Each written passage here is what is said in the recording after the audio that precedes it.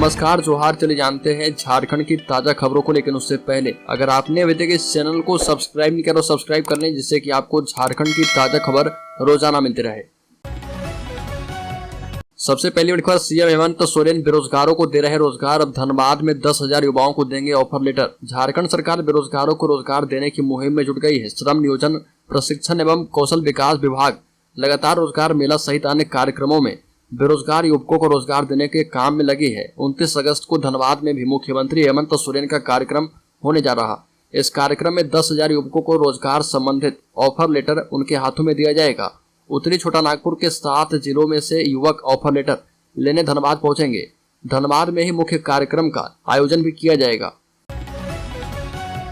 DVC coal mines में उग्रवादियों ने मचाया खूब उत्पात। कांटा घर में लगाई आग, लाखों की संपत्ति का नुकसान। बता दें कि लातेहार में सदर थाना क्षेत्र में तुवेद गांव में दामोदर घाटी परियोजना कंपनी के द्वारा संचालित कोल माइंस में रात्रि झारखंड लाल टाइगर जेएलटी नामक उग्रवादी संगठन ने धावा बोलकर कांटा घर को आग के हवाले कर दिया और खूब उत्पात मचाया। उग्रवादियों ने कांटा घर के computer operator, security guard, Hyva चालक के साथ भी जमकर मारपीट की। इसके साथ ही उग्रवादियों ने चंदवा ब्लॉक के नाजिर रोशन उपाध्याय के कार को भी क्षतिग्रस्त करते हुए उनकी पिटाई कर दी। बड़ी खबर, झारखंड राज्य अनुबंध कर्मचारी महासंघ ने की बैठक में सरकार के कार्यकाल की समीक्षा। झारखंड राज्य अनुबंध कर्मचारी महासंघ झारखंड केंद्रीय समिति की महत्वपूर्ण बैठक विक्रांत ज्योति की अध्यक्षता में की गई, जिसका मंच संचालन झारखंड राज्य सहायक अध्यापक संघ के प्रदेश अध्यक्ष मोहम्मद सिद्दीक शेख और किशोर यादव ने संयुक्त रूप से किया। बैठक में हेमंत सरकार के 3.5 वर्ष के कार्यकाल की समीक्षा की गई। संघ के प्रदेश अध्यक्ष मोहम्मद सिद्दीक शेख ने कहा कि जिन परिस्थितियों में पूर्ववर्ती रघुवर सरकार के दमनकारी नीतियों के विरोध में वर्तमान सरकार को संविदा संवाद के बाद मुद्दा आधारित समर्थन दिया गया था और यह विश्वास था कि वर्तमान सरकार राज्य के तमाम 45 छोटे बड़े संघों के संविदा कर्मियों के कल्याण के लिए काम करेगी, किंतु सरकार के 3.5 वर्ष के कार्यकाल के बाद कई विभागों के अनुबंध कर्मियों की छटनी और सेवा स्थायीकरण न होने से हम सबों में काफी निराशा की स्थिति बन गई है। बड़ी खबर, झारखंड के गढ़वा में बहन पर जीजा ने उठाया हाथ, गुस्साए साले ने चाकू से गोदकर मार डाला। गढ़वा के मेराल थाना क्षेत्र के गेरुआ सोती निवासी अब्दुल सत्तार अंसारी की उसके साले हजरत अंसारी ने चाकू गोदकर हत्या कर दी। वह बहनोई के द्वारा बहन की पिटाई करने से नाराज था। घटना के बाद से आरोपी फरार है। परिजनों ने बताया कि शाम को किसी बात को लेकर अब्दुल का अपनी पत्नी से विवाद हुआ था। इसी क्रम में सत्तार ने पत्नी के साथ मारपीट की थी। इसके बाद सत्तार की पत्नी ने भाइयों को फोन कर सूचना दी। पिटाई की सूचना पर उसका भाई गढ़वा का फरठिया गांव निवासी हजरत अंसारी कुछ साथियों के साथ सुबह गिरुआ सोती पहुंचा। वहां पर वह बहन से घटना की जानकारी ले रहा था। इसी दौरान हजरत और अब्दुल सत्तार अंसारी एवं उसके पिता शेखावत अंसारी के बीच विवाद बढ़ गया।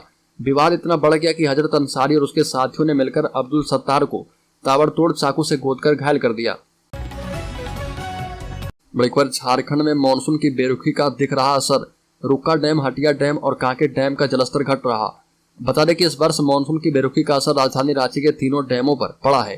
तीनों डैमों में पिछले साल की तुलना में जलस्तर 4 से 6 फीट तक कम है। अगर बारिश की यही स्थिति रही तो आने वाले समय में शहर की लगभग 5 लाख आबादी को पेयजल संकट से जूझना पड़ सकता है। इस वर्ष रांची में वास्तविक वर्षा 457 मिलीमीटर हुई है, जबकि यहाँ सामान्य वर्षा 729 मिलीमीटर होनी चाहिए थी। इस हिसाब से रांची में अब तक सामान्य से 37% कम बारिश हुई है। फिलहाल रुक्का डैम में क्षमता से लगभग 16 फीट, हटिया में 13 फीट एवं कांके डैम में 12 फीट पानी कम है। बड़ी खबर, झारखंड में बम्पर शिक्षक बहाली 26,001 पदों के लिए ऐसे करें अप्लाई। जेएसएससी झारखंड शिक्षक भर्ती 2023 झारखंड कर्मचारी चयन आयोग के द्वारा पीआरटी टीजीटी पदों के लिए आधिकारिक वेबसाइट पर जारी की गई है। झारखंड शिक्षक भर्ती 2023 ने पारा और गैर पारा पदों के लिए 26,001 टीजीटी पीआरटी रिक्तियां जारी की है। सभी इच्छुक उम्मीदवार झारखंड टीजीटी पीआरटी भर्ती 2023 के लिए 16 अगस्त 2023 से आधिकारिक वेबसाइट के माध्यम से ऑनलाइन आवेदन कर सकते हैं। परीक्षा का नाम JPSTAC झारखंड प्राथमिक विद्यालय शिक्षक सहायक आचार्य संयुक्त प्रतियोगिता परीक्षा संचालन निकाय जो है झारखंड कर्मचारी चयन आयोग है और पद का नाम JSSC TGT PRT। एक और बड़ी खबर की बात करें तो पाकुड़ में 80,000 प्रतिबंधित लॉटरी टिकट के साथ ये गिरफ्तार। पाकुड़ जिले के माल पहाड़ी ओपी थाना की पुलिस ने झारखंड में प्रतिबंधित लॉटरी टिकट का धंधा करने वालों के खिलाफ बड़ी कार्रवाई की है। थाना क्षेत्र के चेगांडगा निवासी मिठू शेख के घर से लगभग 80,000 पीस लॉटरी टिकट बरामद किया गया है। मामले की जानकारी नगर थाना पुलिस निरीक्षक मनोज कुमार ने प्रेस वार्ता में दी है। बताया गया कि गुप्त सूचना के आधार पर कार्रवाई की गई है। बताया गया कि चेगांडगा निवासी मिठू शेख के घर में लॉटरी के टिकट होने की सूचना प्राप्त हुई थी। सूचना के आलोक में टीम गठित करके छापेमारी की गई। इस दौरान उसके घर से विभिन्न कंपनियों के 80,000 पीस लॉटरी बरामद किए गए हैं। मौके पर से मिठू शेख को गिरफ्तार किया गया है। बड़ी खबर, बाबा धाम पहुंचकर मंत्री मिथिलेश ठाकुर करने लगे कांवरियों की सेवा। झारखंड सरकार के मंत्री मिथिलेश ठाकुर बाबा धाम पहुंचे, जहां वो कांवरियों की सेवा करते नजर आए। उनके साथ मंत्री हफीजुल हसन भी मौजूद रहे। इस दौरान उन्होंने बाबा भोलेनाथ की पूजा की और जलार्पण भी किया। झारखंड सरकार के जल आपूर्ति मंत्री मिथिलेश ठाकुर देवघर पहुंचे, जहां वो कांवरियों की सेवा करते हुए दिखे। मिथिलेश ठाकुर सबसे पहले देवघर के सर्किट हाउस पहुंचे, जहां पर वो थोड़ी देर ठहरे। सर्किट हाउस में झारखंड मुक्ति मोर्चा के कार्यकर्ताओं ने माल्यार्पण करके उनका स्वागत किया। बाबा मंदिर पहुंचने पर उन्होंने सबसे पहले तीर्थ पुरोहित के मंत्रोच्चारण के साथ बाबा बैजनाथ पर जल अर्पण किया। उसके बाद मंत्री मिथिलेश ठाकुर कांवरिया पथ की ओर निकल गए। बड़ी खबर, मनी लॉन्ड्रिंग के मामले में समन के खिलाफ सुप्रीम कोर्ट का दरवाजा खटखटा सकते हैं हेमंत सोरेन। मनी लॉन्ड्रिंग के मामले में प्रवर्तन निदेशालय के समन के खिलाफ राहत के लिए झारखंड के मुख्यमंत्री हेमंत सोरेन सुप्रीम कोर्ट जा सकते हैं। केंद्रीय जांच एजेंसी ईडी ने मनी लॉन्ड्रिंग मामले में हेमंत सोरेन को 24 अगस्त को पेश होने के लिए बुलाया है। इस मुद्दे पर बोलते हुए झारखंड के कैबिनेट मंत्री मिथिलेश ठाकुर ने कहा कि हेमंत सोरेन मामले में कानूनी सलाह लेने के बाद केंद्रीय जांच एजेंसी ईडी के समन के खिलाफ राहत के लिए कानूनी सहारा लेंगे। ठाकुर ने महाराष्ट्र में होने वाली विपक्षी इंडिया गठबंधन की आगामी बैठक में इस मुद्दे पर भी चर्चा करने का संकेत दिया है। मिथिलेश ठाकुर ने बताया कि महाराष्ट्र में होने वाली इंडिया गठबंधन की अगली बैठक में इस बात पर चर्चा की जाएगी कि सभी व्यवस्थाओं को कुचलने का लक्ष्य रखने वाली ताकतों से लोकतंत्र, लोकतांत्रिक मूल्यों और संविधान को कैसे बचाया जाए। बड़ी खबर, दुमका में पहाड़िया एवं संताल बच्चों के लिए संचालित आवासीय विद्यालयों का 50% से अधिक शिक्षकों का पद खाली है। कल्याण विभाग के द्वारा आदिम जनजाति पहाड़िया समुदाय के साथ संताल अनुसूचित जनजाति समाज के बच्चों के शिक्षा के लिए कुल 21 विद्यालय संचालित हैं, पर इनमें शिक्षकों की भारी कमी है। नियमित शिक्षकों की कमी को दूर करने के लिए विभागीय स्तर पर कुछ साल पहले घंटी आधारित शिक्षक बहाल किए गए थे, पर अब घंटी आधारित एवं नियमित शिक्षकों की सेवा लिए जाने के बाद भी शिक्षकों के आधे से ज्यादा पद खाली पड़े हैं। बड़ी खबर, आदिम जनजातियों के घर घर अनाज पहुंचाएगी सरकार, छूटे परिवारों को जोड़ने की योजना। आदिम जनजाति डाकिया खाद्यान्न योजना से जिले के सभी आदिम जनजाति परिवार को जोड़ने की योजना तैयार की गई है। जिले के तोपचाची प्रखंड के चलकरी गांव में इस आदिम जनजाति के 50 परिवारों को केंद्र सरकार की अति महत्वाकांक्षी आदिम जनजाति डाकिया योजना का लाभ दिया जाएगा। फिलहाल जिले में आदिम जनजाति के 50 परिवारों को इस योजना का लाभ दिया जा रहा। एक बार फिर से सर्वे कर छूटे बिरहोर परिवार को इस योजना का लाभ देने की तैयारी की जा रही है। जिला आपूर्ति विभाग से मिली जानकारी के मुताबिक जिले में 50 परिवारों को इस योजना का लाभ मिल रहा। सभी परिवार तोपचाची प्रखंड के सलकारी के रहने वाले हैं।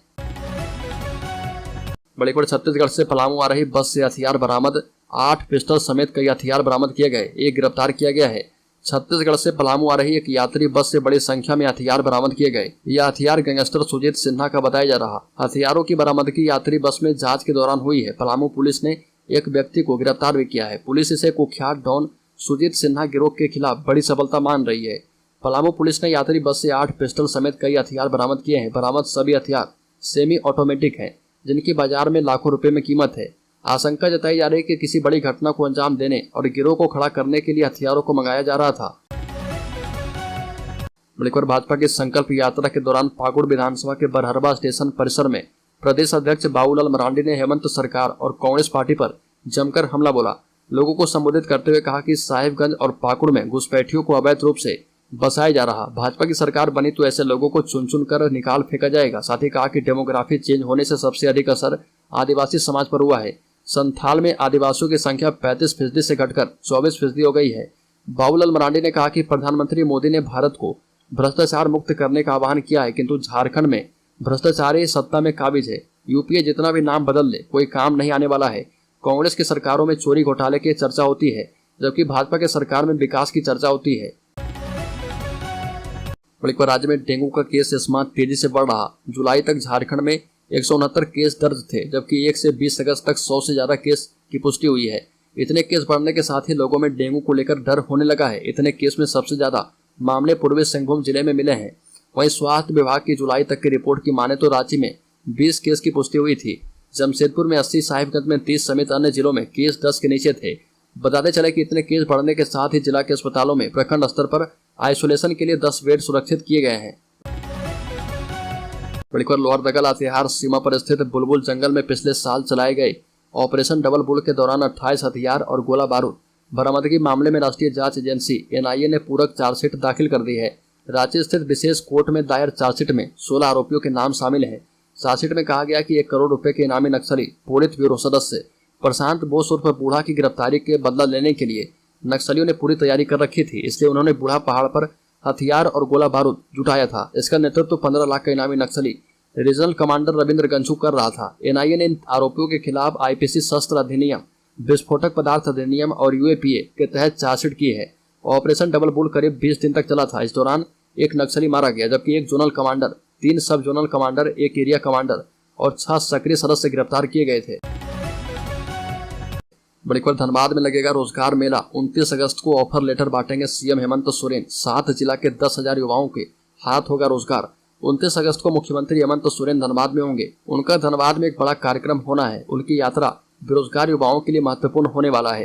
हाल ही में चाईबासा में ऑफर लेटर देने के बाद अब CM हेमंत सोरेन धनबाद में युवाओं को ऑफर लेटर देंगे। इस कार्यक्रम के आयोजन को लेकर जिला प्रशासन को पत्र भेजा जा चुका है। मुख्यमंत्री सचिवालय की ओर से यह चिट्ठी भेजी गई है, जिसमें कार्यक्रम के आयोजन को लेकर तैयारियां करने को कहा गया। इस दिन लगभग 10,000 युवाओं को रोजगार मिलेगा। झारखंड के 510 प्लस 2 स्कूलों में जनजातीय क्षेत्रीय भाषाओं के 1033 PGT शिक्षकों की होगी बहाली। झारखंड के सरकारी स्कूलों में मानविकी, क्षेत्रीय और जनजातीय भाषाओं की पढ़ाई जल्द शुरू करने को लेकर स्कूली शिक्षा एवं साक्षरता विभाग ने तैयारियां शुरू कर दी है। राज्य के सभी 510 प्लस 2 स्कूलों में इन भाषाओं की पढ़ाई शुरू करने के लिए सबसे पहले शिक्षकों की नियुक्ति की प्रक्रिया शुरू होगी।